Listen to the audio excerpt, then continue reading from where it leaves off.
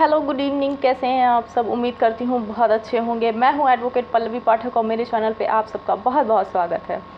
तो बिना time waste किए मैं आज का टॉपिक शुरू करने वाली हूँ। टैगलाइन में देखकर आप लोग समझ ही गए होंगे कि आज का मेरा टॉपिक है लीगल नोटिस।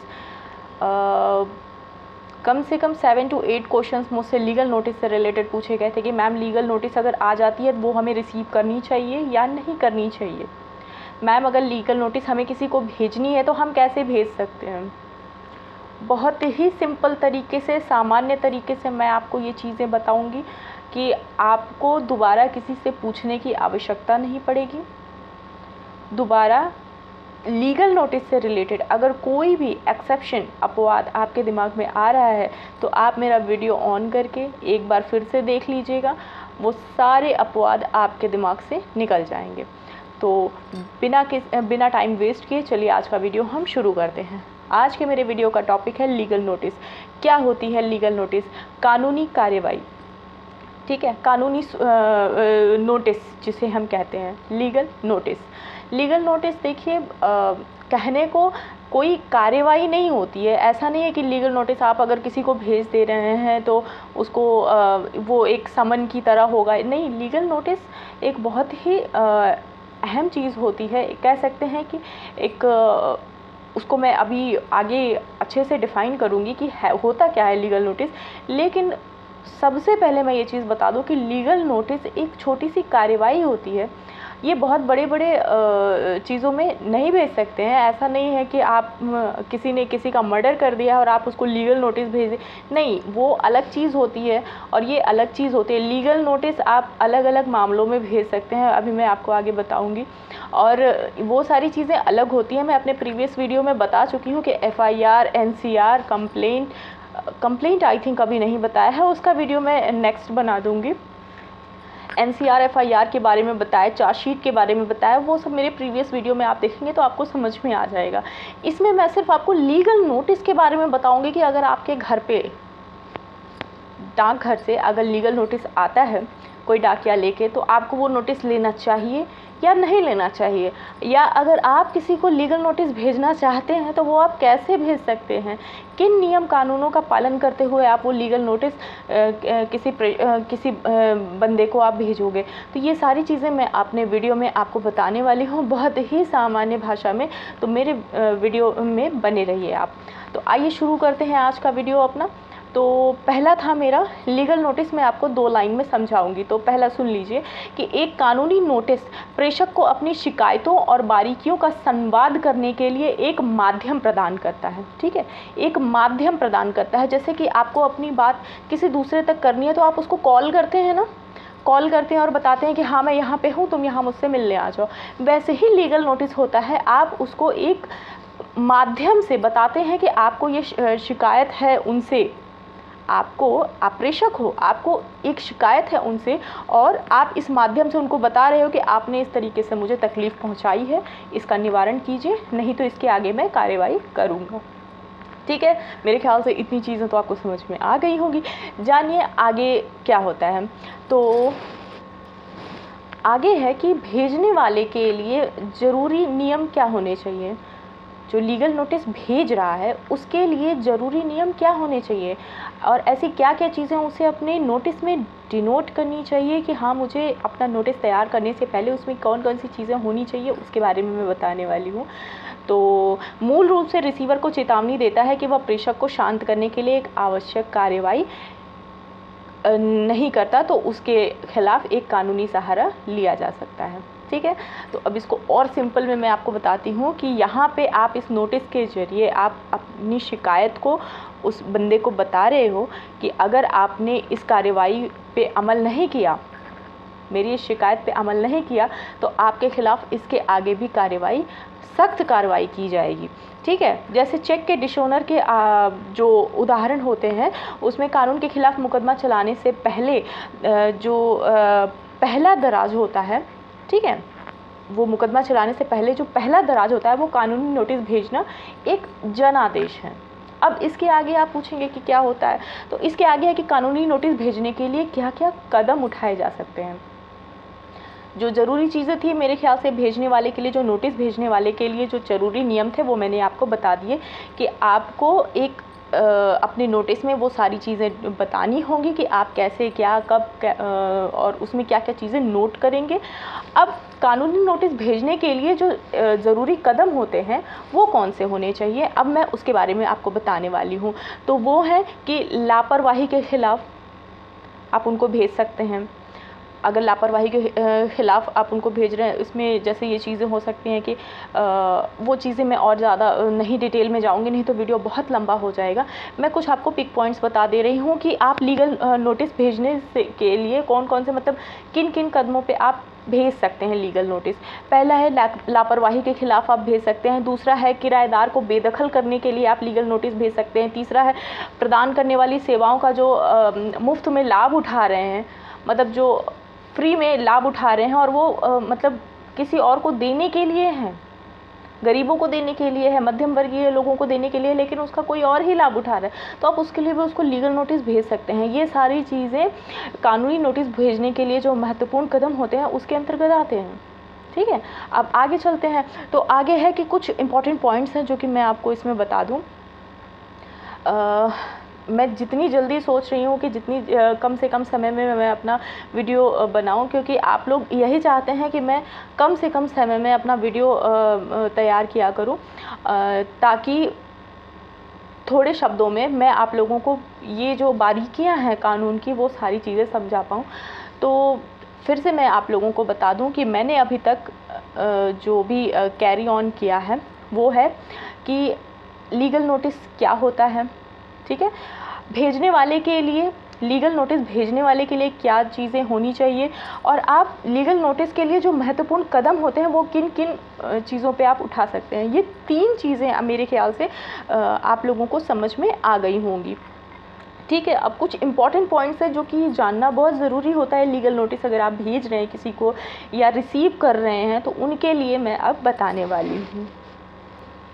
आपके लीगल नोटिस में रिसीवर को संबोधित करते हुए, मतलब रिसीवर का नाम होना चाहिए और ये सीधे रजिस्टर्ड डाक के द्वारा भेजना चाहिए आपको। ठीक है, ये रजिस्टर्ड डाक के बारे में आप लोगों ने सुना होगा, रजिस्टर्ड नोटिस आती है, तो रजिस्टर्ड डाक के द्वारा आपको ये भेजना चाहिए और उसमें सीधे रिसीवर का नाम संबोधित करना चाहिए। या तो आप उनके मूल निवास स्थान पर वो लीगल नोटिस भेजेंगे या उनके जहाँ पे वो कार्य करते हैं, ऑफिस आप कह सकते हैं, वहाँ पे आपको ये नोटिस भेजना चाहिए। ये सारे इम्पोर्टेंट पॉइंट्स हैं जो कि मैं आपको बता रही हूँ, होने ही चाहिए आपके बनाए हुए लीगल नोटिस में। ठीक, आगे है कि रिसीवर, जैसे कि लीगल नोटिस भेजते समय आपको इस बात का भी ध्यान देना चाहिए कि जो शिकायती है यानी कि प्रेषक, आप जिसको भेज रहे हो, ठीक है, रिसीवर को जिसको आप भेज रहे हो उसकी खुशी का भी ख्याल रखना चाहिए। ये नहीं कि आपने अभी तुरंत भेजा, 2 दिन के बाद आपका निपटारा हो जाए, नहीं, उसको एक निश्चित समय दीजिए, 15 दिन का समय दीजिए या 30 दिन का समय दीजिए। अभी टाइम डिटेल के भी बारे में बताऊंगी, लेकिन कम से कम समय जो होता है वो 15 दिन का आपको देना ही चाहिए। 15 दिन से कम समय देंगे तो हो सकता है आपका लीगल नोटिस मान्य ना हो सकता है कि उसके ज़रिए वो कुछ उल्टा ही कृत्य कर बैठे और आपको भारी पड़ जाए, तो ये भी एक प्रावधान है। तो उसको एक निश्चित समय दीजिए अपने रिसीवर को, ताकि 15 दिन का समय दीजिए ताकि वो एक दूसरा नोटिस तैयार करके आपको भेज सकें या उस पर उचित कोई कार्यवाही कर सके या आपसे संपर्क साध सकें। ठीक है,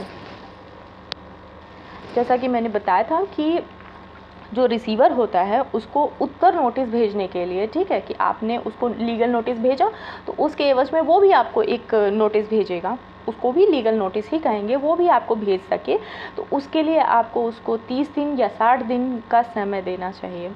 और इसके बाद है, इसकी जो भी लीगल नोटिस आप भेज रहे हैं रिसीवर को, उसका एक फ़ोटोकॉपी आपके पास ज़रूर होना चाहिए, और वो कानूनी नोटिस में मामूली अंतर के समान प्रारूप के रूप में आप उसको तैयार करके रख सकते हैं अपने पास। ठीक है, ये अनिवार्य होता है, आपके पास उसकी एक फ़ोटोकॉपी होना बहुत ज़रूरी है। तो लीगल नोटिस आपको मिला तो आप क्या कदम उठाएं? अभी तक मैं जो प्रेषक थे, जो लीगल नोटिस भेजना था उनके लिए बता रही थी। अब यहाँ से मैं आपको बताने वाली हूँ कि जिनको लीगल नोटिस मिलते हैं, ठीक है, दोनों के पक्षों को मैं बताने के लिए बोली थी। तो यहाँ पे जिन व्यक्तियों को लीगल नोटिस मिलते हैं उनके लिए मैं अब बताने वाली हूँ कि आप कौन से कदम उठा सकते हैं। तो उन कदमों में से पहला कदम होगा कि ध्यान से पढ़ें किन कार्यों को लेने के लिए आवश्यक है उस नोटिस में, या नोटिस या किसी अन्य कार्रवाई का उत्तर आप कैसे दें। ये सारी चीज़ें बहुत ध्यान से उस लीगल नोटिस को पढ़ के आप उसका निवारण करें, ठीक है।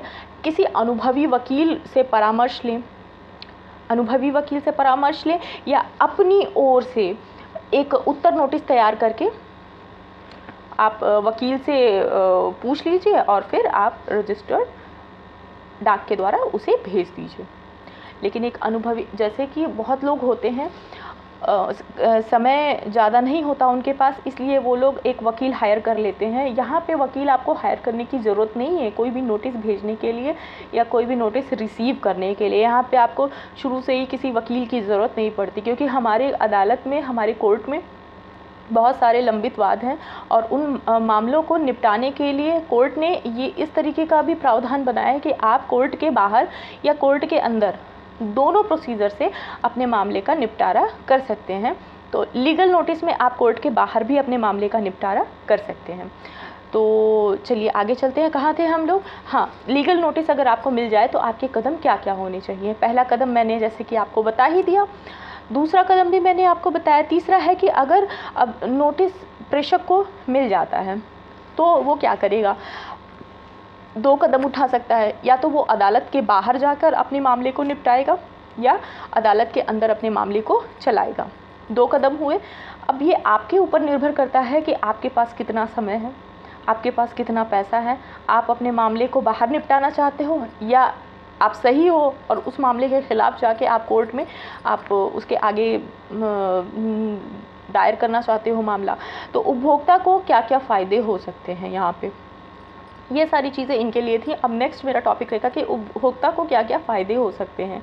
अब उपभोक्ता को किन मामलों में लीगल नोटिस में क्या क्या फ़ायदे हो सकते हैं, मैं वो चीज़ बताने वाली हूँ कि कंज्यूमर फोरम जो होता है उसमें छोटा सा छोटा मामला भी 6 से 7-8 महीने तक लंबा खिंच जाता है, और वकील जो होता है ना उसको 10,000 से 15,000 के लिए जो मामला रहता है उनके लिए भी उसको सालों तक इंतज़ार करना पड़ता है, कंज्यूमर फोरम वाले जो मुकदमे रहते हैं, ठीक। अब लीगल नोटिस भेजने के बाद उपभोक्ता 15 दिन बाद उपभोक्ता कोर्ट में अपनी शिकायत दर्ज करा सकता है, इसलिए उसको समय दिया जाता है ताकि वो विपक्षी पार्टी को पर्याप्त समय मिल सके अपना जो लीगल नोटिस के ऊपर जो उसका उत्तर नोटिस है वो तैयार करने के लिए, ठीक है। जैसा कि मैंने पहले भी बताया कि लीगल नोटिस भेजने के लिए किसी भी लीगल एडवाइज़र की या किसी भी अधिवक्ता की, चाहे वो वरिष्ठ हो चाहे वो नया हो, किसी भी अधिवक्ता की आवश्यकता नहीं है।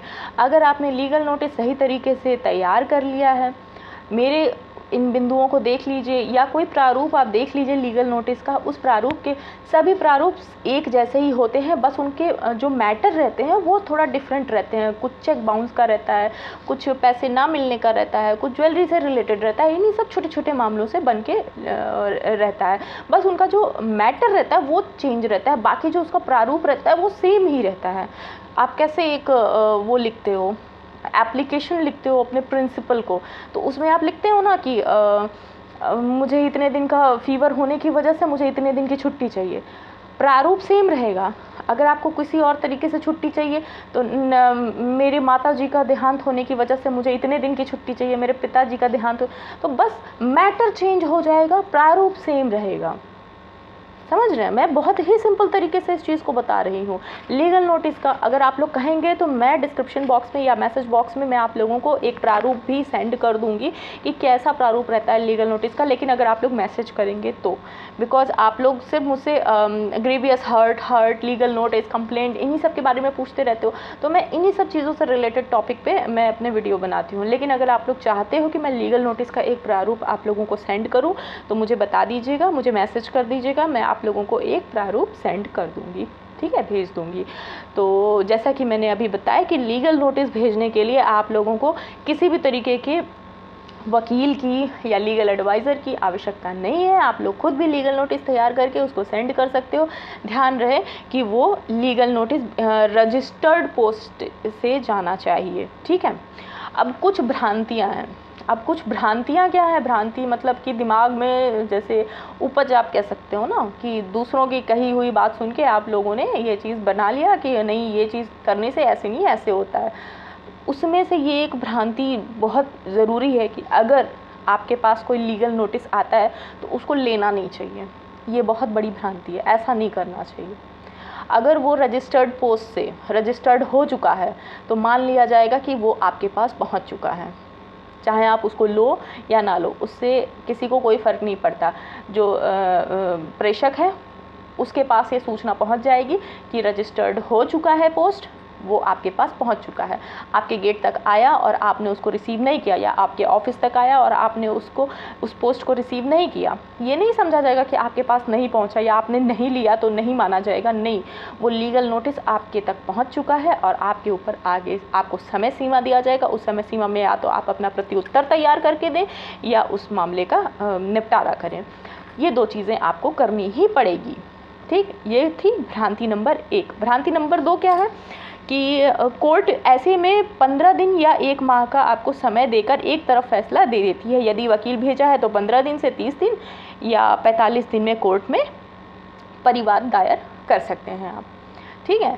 तो ये जो 2 भ्रांतियां हैं मेरे ख्याल से आप लोगों को क्लियर हो गई होंगी। और जो ये लीगल नोटिस से रिलेटेड बहुत बड़ी जो प्रॉब्लम थी वो सॉल्व हो गई होगी। अगर इसमें से मेरे इस वीडियो में आप लोगों को कोई भी चीज़ अगर ना समझ में आ रही हो तो कमेंट बॉक्स में आगे आप लोग मुझसे पूछ सकते हैं या मुझे कॉल बैक कर सकते हैं। मैं अपने प्रीवियस वीडियोज़ में भी अपने डिस्क्रिप्शन बॉक्स में अपने मोबाइल नंबर दिए रहती हूँ, तो आप लोग मुझे व्हाट्सएप कर सकते हैं या यूट्यूब पर मैसेज करके पूछ सकते हैं। अगर मेरा वीडियो आप लोगों के लिए ज़रा सा भी यूज़फुल लग रहा हो तो प्लीज़ मेरे चैनल को सब्सक्राइब कीजिए, मैसेज कीजिए, लाइक कीजिए, शेयर कीजिए, ताकि मैं मुफ्त में निःशुल्क तरीके से उन सभी लोगों को लीगल एडवाइस दे सकूं, विधिक सहायता प्रदान कर सकूं। अगर कोई जानना चाहता है किसी भी चीज़ के बारे में तो मुझे कॉल कर सकता है, बात कर सकता है। मैं उन सभी के मामलों को सुनूंगी और समझूंगी, उसके बाद आपको सही प्रत्युत्तर दूंगी कि हाँ, इस मामले में आपको आगे क्या करना चाहिए। और मेरे चैनल पे बने रहने के लिए धन्यवाद। और अगर पसंद आया हो तो प्लीज़ सब्सक्राइब कर दीजिएगा और लाइक ज़रूर कीजिएगा। नमस्ते।